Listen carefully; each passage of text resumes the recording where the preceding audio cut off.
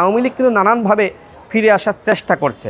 আওয়ামী লীগ নানান জায়গায় উস্কানি দেওয়ার চেষ্টা করছে। সাধারণ মানুষকে এখন তার অধিকার আদায়ের জন্য বিভিন্নভাবে বিভিন্ন মাধ্যমে উস্কানি দেওয়া হচ্ছে এবং আমাদের সাধারণ শিক্ষার্থীরা বলেন, সাধারণ মানুষ বলেন, তাদের অধিকার প্রতিষ্ঠার জন্য এখন এই উস্কানির ফাঁদে পা দিয়েছে। এই সরকারের মুখপাত্র থাকবে, উপদেষ্টাদের বক্তব্য সেই মুখপাত্রের মাধ্যমে লিখিত বক্তব্য আসবে।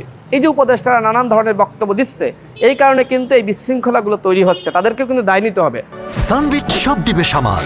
সানবিট ম্যাজিক প্রেস ডিশওয়াশিং এর মাথা ঘোরানো সলিউশন। দলগুলো কেন দায় নিবে? দলগুলো কি এই সংঘর্ষে জড়িয়েছে? দলগুলোর কোনো দায় নাই, বরং দলগুলো এখন চায় জাতীয় ঐক্য এবং সংহতি। তবে ছাত্ররা কেন এই সংঘর্ষে জড়াচ্ছে সেটি আসলে আমাদের খতিয়ে দেখতে হবে। দেখেন, আওয়ামী লীগ কিন্তু নানানভাবে ফিরে আসার চেষ্টা করছে। আওয়ামী লীগ নানান জায়গায় উস্কানি দেওয়ার চেষ্টা করছে। মনে করেন যে আপনার এই প্রতিষ্ঠান, আপনি কবি নজরুল কলেজে পড়াশোনা করেন, এখন সাধারণ শিক্ষার্থীদের ভিতরে একটি সেন্টিমেন্ট ঢুকিয়ে দেওয়া হলো যে আমাদেরকে এখন এই কলেজকে বিশ্ববিদ্যালয় দাবি করতে হবে। সাধারণ শিক্ষার্থীরা মনে করবে দাবি তো যৌক্তিক, সেই জায়গা থেকে তারা রাস্তায় নেমে গেলো, প্রতিবাদ করলো। বিষয়গুলো এইরকম হয়েছে যে সাধারণ মানুষকে এখন তার অধিকার আদায়ের জন্য বিভিন্নভাবে বিভিন্ন মাধ্যমে উস্কানি দেওয়া হচ্ছে এবং আমাদের সাধারণ শিক্ষার্থীরা বলেন, সাধারণ মানুষ বলেন, তাদের অধিকার প্রতিষ্ঠার জন্য এখন এই উস্কানির ফাঁদে পা দিয়েছে। আমি যেহেতু রাজনীতি করি, আমাকে এই কথাগুলো বলতে হচ্ছে।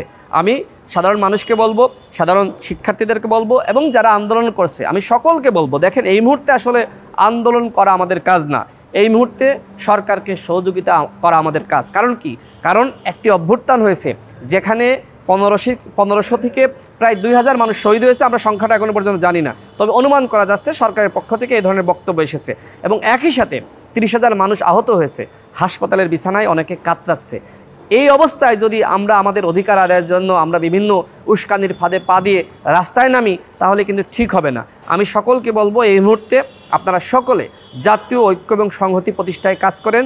জাতীয় ঐক্য সংহতি প্রতিষ্ঠা না হলে এবং জাতীয় সরকার যদি আমরা গঠন করতে না পারি, তাহলে এই গণ অভ্যুত্থান ব্যাহত হবে। ইতিমধ্যে দেখেন বিভিন্ন জায়গায় বিশৃঙ্খলা, সরকারের ভিতরে চেইন অফ কমান্ড নাই, সরকারের একজন উপদেষ্টা এক ধরনের বক্তব্য দিচ্ছে। দেখেন, এই সরকারের মুখপাত্র থাকবে, উপদেষ্টাদের বক্তব্য সেই মুখপাত্রের মাধ্যমে লিখিত বক্তব্য আসবে।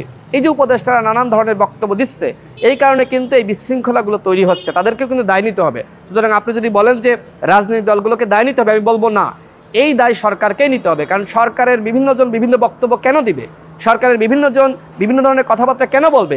এই যে আইনশৃঙ্খলা পরিস্থিতি এখন নিয়ন্ত্রণের বাইরে, এর দায় কে নিবে? সরকারকে নিতে হবে। সরকারকে অবশ্যই কঠোর হতে হবে। এইভাবে আন্দোলন এখন করতে দেওয়া যাবে না।